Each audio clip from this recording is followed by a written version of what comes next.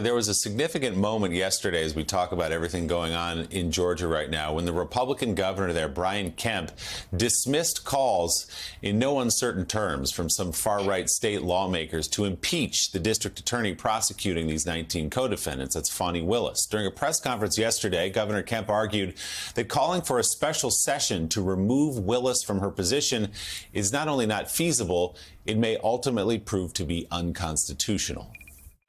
Up to this point, I have not seen any evidence that D.A. Willis's actions or lack thereof warrant action by the Prosecuting Attorney Oversight Commission.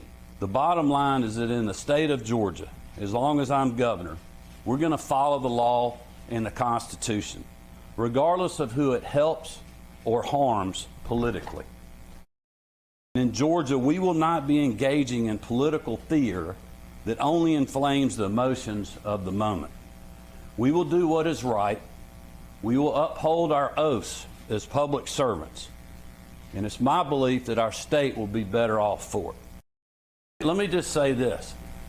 You know, these are the distractions that get you to lose elections. The last time we were talking about special sessions here in the state of Georgia, just a few weeks later, the Republican majority lost 2 U.S. Senate races. And I can tell you that as long as I'm governor, we are going to stay focused on the issues that help all Georgians. That is the way you win races. That is the way you move forward. Not focusing on the past or some grifter scam that somebody's doing to help them raise a few dollars into their campaign account. Charlie Sykes, Governor Kemp just swatting away this idea that we've heard from some members of Congress, by the way, across Georgia, that they're going to somehow impeach, and members of the State House there, they were going to impeach Fani Willis, get her out of the way, put somebody in there who's going to be helpful to Donald Trump and maybe get him off for all these alleged crimes there. Governor Kemp has to be given credit for that. It may sound like something obvious to say, but these days it's important to say it out loud.